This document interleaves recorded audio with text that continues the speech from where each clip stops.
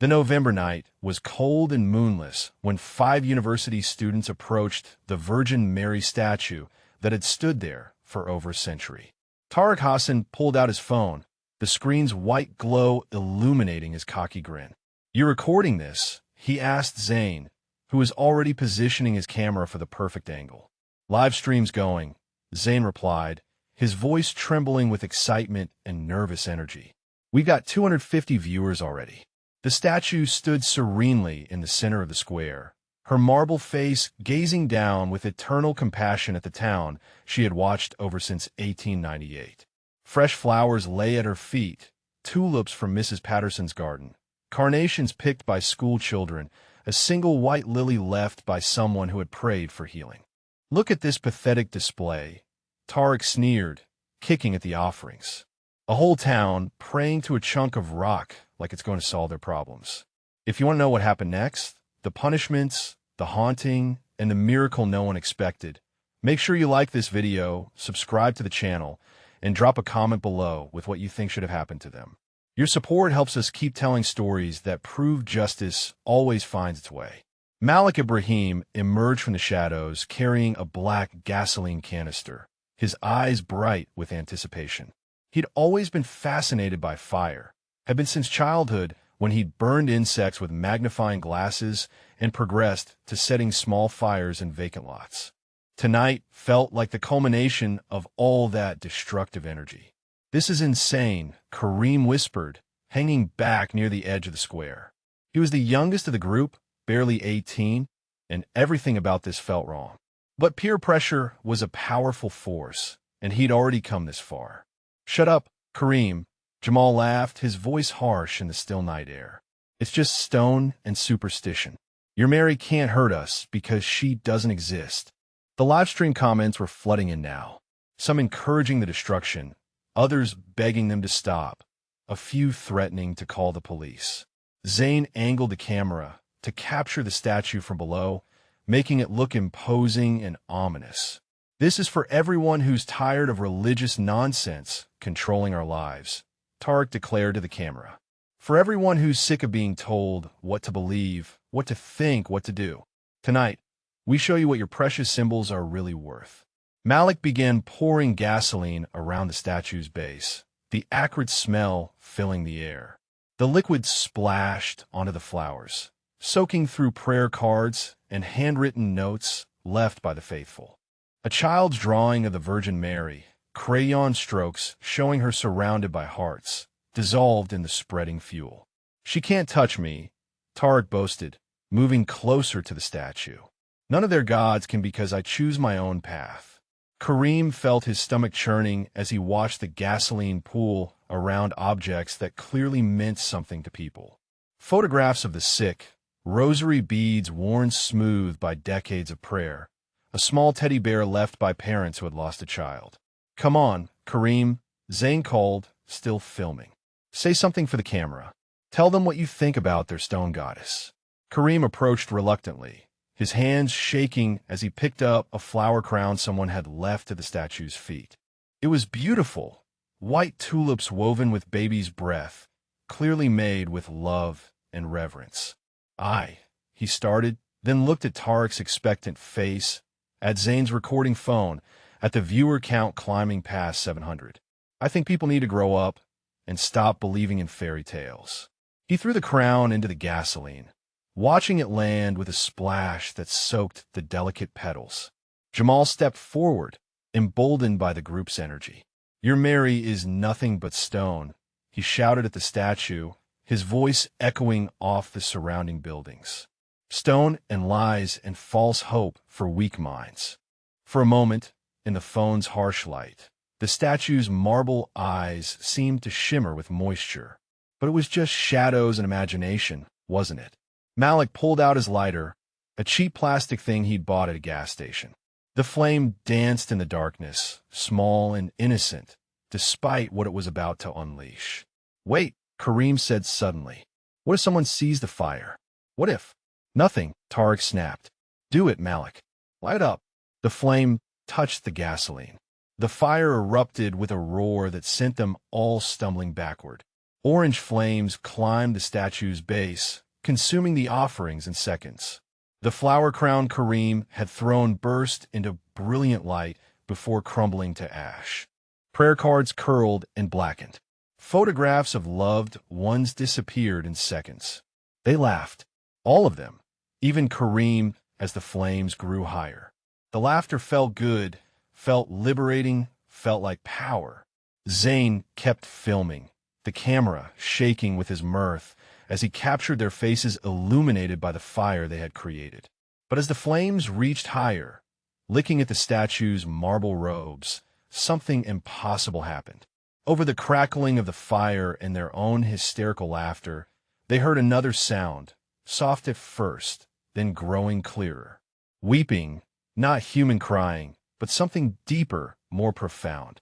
The sound of sorrow that had witnessed humanity's cruelties for millennia. The grief of a mother watching her children destroy themselves. It seemed to come from everywhere and nowhere. From the flames, from the statue, from the very stones of the square. "Do you hear that?" Kareem whispered, his laughter dying in his throat. "Hear what?" Tar demanded, but his voice was less certain now. "Just the fire," Malik said, but he stepped back from the flames.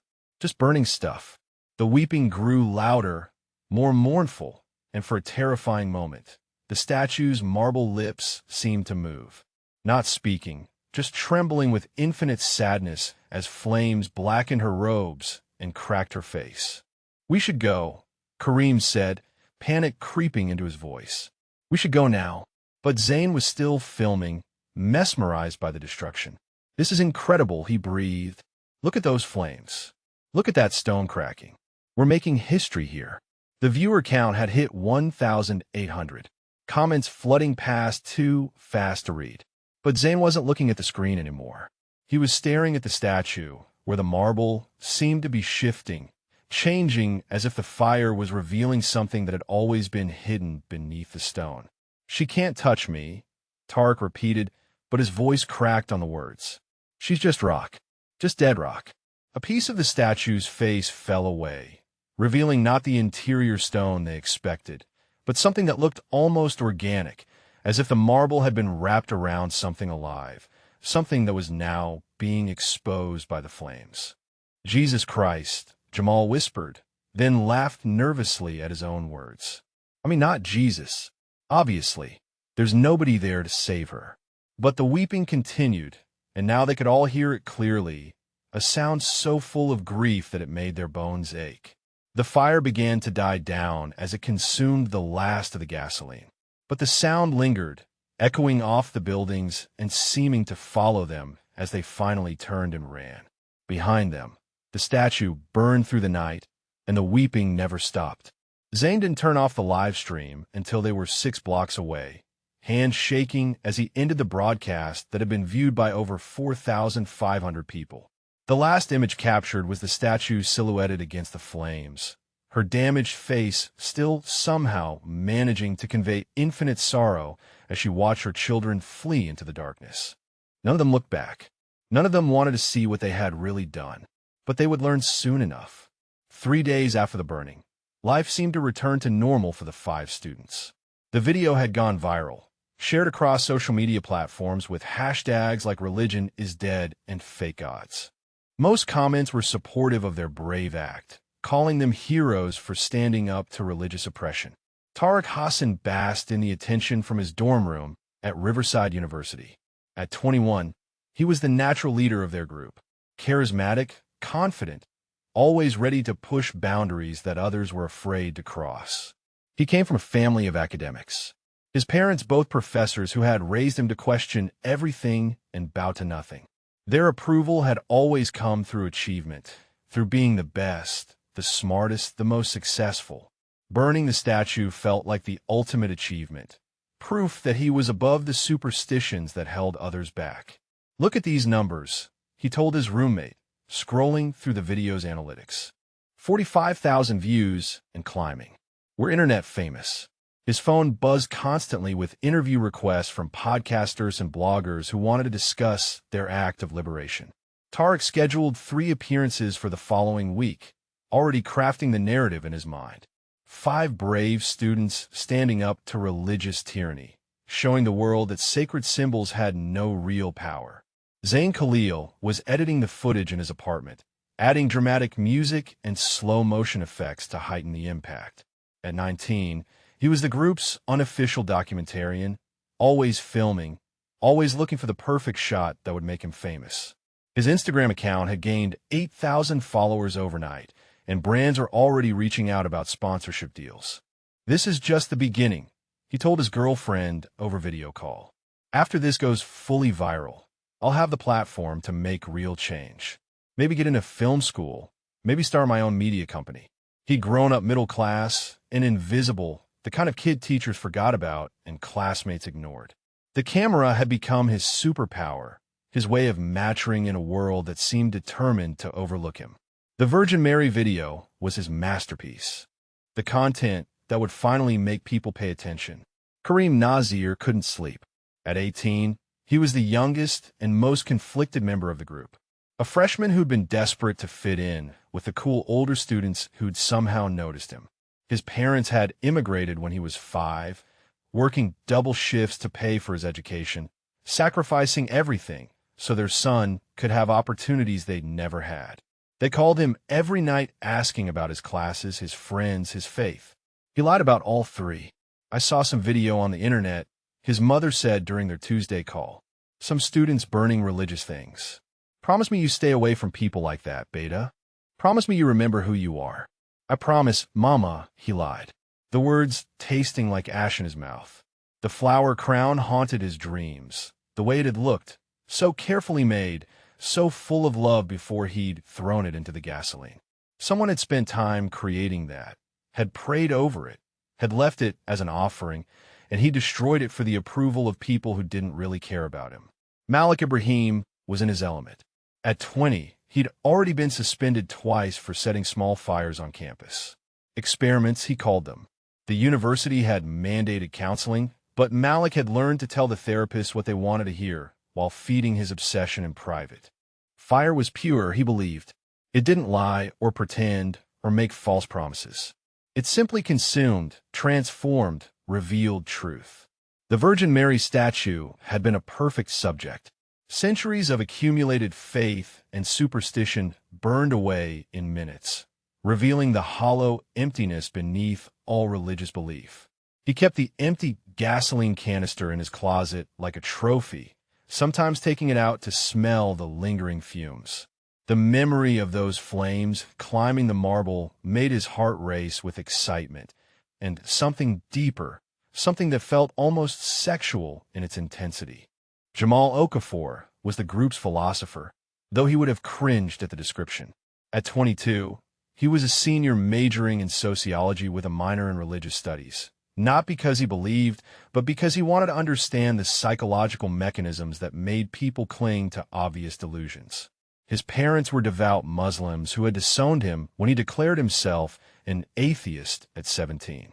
The rejection had hardened something in his heart, turning hurt into anger, into contempt for all forms of faith. Christians, Muslims, Jews, Hindus, they were all equally pathetic in his view, all equally deserving of having their illusion shattered. The Virgin Mary represents the ultimate patriarchal fantasy. He wrote in his blog post about the burning, the perfect woman, silent, submissive, and virginal. By destroying her image, we've struck a blow against thousands of years of female oppression disguised as religious devotion. The post was shared widely in academic circles, earning him praise from professors and peers who saw the statue's destruction as a legitimate form of social commentary. Jamal savored every like, every comment, every retweet that validated his worldview. For 3 days, they were heroes in their own narrative. They had struck a blow against superstition, made a statement about free thought, created content that would define their generation's relationship with organized religion. But on the 4th day, the Virgin Mary began to answer back. It started with whispers. Tariq first heard them on Thursday night as he lay in bed scrolling through comments on their viral video. At first, he thought it was his roommate talking in his sleep, or maybe voices from the apartment next door bleeding through the thin walls. But the whispers were coming from inside his room. Soft, feminine, speaking in a language he couldn't quite identify. Not Arabic, not English, something older, something that made his skin crawl with recognition despite not understanding a single word. "Jake, you awake?" he called to his roommate. Snoring was the only response. The whispers continued, seeming to come from his phone, from his laptop, from the very walls themselves. And underneath the incomprehensible words, he could hear something else. Crying. The same impossible weeping they'd heard in the square, following him into the sanctuary of his dorm room. He put in earbuds and cranked up music, but the whispers cut through Eminem and Drake like they were playing at the same volume as his playlist. When he finally fell asleep near dawn, his dreams were full of marble eyes that wept real tears. Zane's phone started malfunctioning the same night. He woke up to find it burning hot in his hand. The screen displaying images he'd never taken. Close-up shots of the Virgin Mary's face from angles that should have been impossible. In the photos, her marble features looked alive, animated by grief that seemed to reach through the screen. He tried to delete the images, but they multiplied faster than he could remove them. His camera roll filled with hundreds of pictures of the statue from before the burning, but not as she'd actually looked. In these images, she was weeping, her stone tears leaving dark stains on marble cheeks. "What the hell?" he muttered, trying to force restart the phone. But even powered down, the screen continued to glow faintly, displaying those impossible photographs in an endless slideshow of sorrow. When he finally managed to get the phone working normally the next morning, his followers were asking about the artistic photos he'd supposedly posted at 3 a.m. But Zane had no memory of posting anything. And when he checked his Instagram, the images weren't there. At least not for him. Kareem's apartment began to smell like smoke. Not the clean scent of a fireplace or even cigarettes, but something acrid and wrong. Like burning flowers, like destroyed beauty, like the exact moment when hope turns to ash. He checked every room, every electrical outlet, every possible source. The building's smoke detectors remained silent, and his neighbors noticed nothing unusual. But for Kareem, the smell was overwhelming, following him from room to room, clinging to his clothes and hair. When he showered, the bathroom filled with steam that reeked of gasoline and burning tulips. When he tried to eat, food tasted like ash and regret. His mother called that night, concern heavy in her voice. "Beta, are you all right? You sound different." "I'm fine, Mama. Just tired from studying." "You remember to pray. Even if you're busy, you remember to talk to Allah." The smell of smoke grew stronger as she spoke, and Kareem had to cover the phone's microphone to muffle his coughing. "Yes, Mama, I remember." But he hadn't prayed since high school, and the thought of attempting it now, with the phantom smoke burning his lungs, felt like blasphemy of the highest order. Malik's fascination with fire turned to dread when flames began appearing where they shouldn't exist. He woke Tuesday morning to find his lighter sitting in the middle of his kitchen table, burning with a flame that produced no heat and consumed no fuel. The fire danced without wind, flickered without cause, and when he reached for the lighter, his hand passed through both flame and plastic as if they were made of light. Throughout the day, more impossible fires appeared. A candle in his bathroom burned with no wick. Flames danced across his laptop screen, casting no reflection on the blank monitor. His stove's burners ignited themselves with blue fire that gave no warmth and produced no sound. The phantom fires followed him to classes, to the library, to the cafeteria. Only he could see them. Only he could smell their strange, scentless burning. When he tried to take pictures, the flames vanished from the photos. When he tried to describe them to friends, words failed him. How do you explain fire that burns without consuming, light that casts no shadow? By Thursday night, his apartment looked like a shrine to impossible combustion. Dozens of flameless fires burned in corners and on surfaces, reflected in mirrors, but casting no warmth on his increasingly terrified face. Jamal heard stone cracking. It started as a subtle sound, just a tiny pop or snap that could have been the old building settling or pipes expanding. But the frequency increased until he was hearing it constantly. Crack, like marble slowly giving way under invisible pressure. The sound followed him everywhere. In lectures, while professors discussed sociological theory, crack went the sound of stone fracturing. In the cafeteria, while he tried to eat lunch, crack, until his temples throbbed with the rhythm. At night, while he attempted to study, the sound grew so loud he couldn't concentrate on his textbooks. His roommates claimed to hear nothing, even when Jamal pointed directly at the source of the sound, which seemed to be everywhere and nowhere, as if the very air around him was made of stone that was slowly, inexorably breaking apart. By the weekend, he developed a nervous tic, flinching every time he heard the sound. His hands shook constantly, and he'd begun having panic attacks whenever the cracking grew particularly intense. "Maybe you should see a doctor," his girlfriend suggested after finding him crouched in his closet, hands pressed over his ears, muttering about stone and breaking in sounds that wouldn't stop. "It's not medical," Jamal whispered. "It's something else, something we did." On Sunday night, exactly 1 week after the burning, all 5 gathered in Tariq's dorm room to compare their experiences. They looked haggard, sleep-deprived, jumpy. The confident young men who had laughed at a burning statue were gone, replaced by nervous shadows of themselves. "This is psychological," Tariq insisted, though his voice lacked its usual conviction. "Group hysteria, shared guilt manifesting as hallucinations." "Then explain this," Zane said, showing them his phone. The screen displayed a message in an alphabet none of them recognized. Characters that seemed to shift and move when viewed directly. "Restore what you have broken." "Hack job," Malik suggested. But his hands were shaking as he stared at the impossible text. "What about the fires?" Malik asked. "What about the sounds?" "The smells." "Mass psychosis," Jamal said, but he flinched as he spoke, hearing the crack of stone that none of the others could perceive. Collective delusion brought on by social media attention and underlying guilt. Kareem said nothing. He simply sat in the corner, surrounded by the phantom smell of burning flowers, wondering if his mother's prayers could somehow reach him here, in this room full of lies and fear. They were still trying to rationalize their experiences when the real punishments began. The journey to St. Catherine's Church required all their combined courage just to leave their safe spaces. Tariq's whispered voice made ordering an Uber humiliating.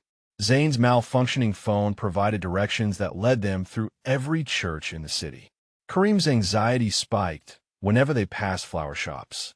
Malik panicked at every flame they encountered. Street lamps, car headlights, even a warm glow from restaurant windows. Jamal heard stone cracking in every footstep on concrete sidewalks. The church was older than they'd expected, built in the 1800s with Gothic architecture that made their small group feel even more insignificant.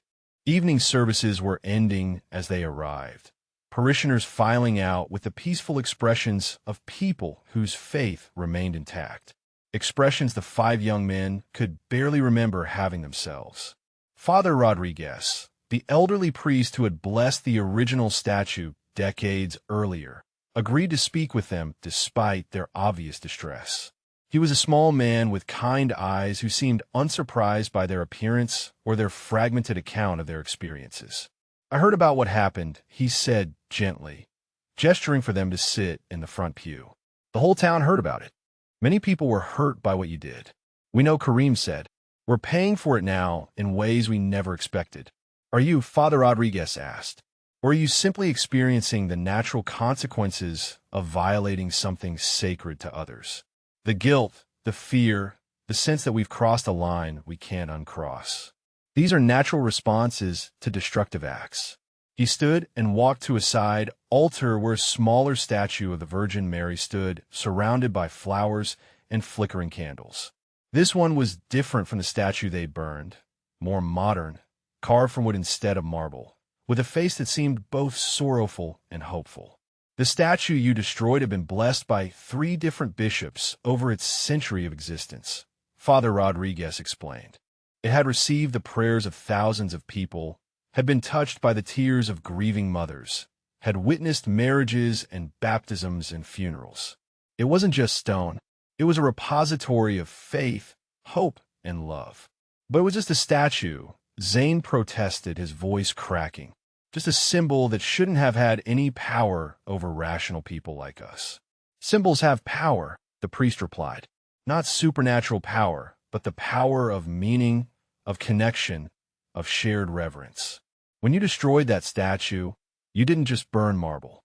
You violated the sacred space in your own hearts, the part of every human soul that recognizes when something deserves reverence rather than mockery. For the first time since the burning, the oppressive psychological symptoms each young man carried seemed to lighten slightly. Tarek found he could speak in a normal voice when discussing their pain rather than their pride. Zane's phone displayed a clear image of the church interior. Kareem didn't smell phantom smoke. Malik wasn't terrified by the church's votive candles. Jamal heard only peaceful silence. What do we do? Kareem asked finally. How do we make this stop? How do we find peace again? Father Rodriguez smiled sadly. I think you already know.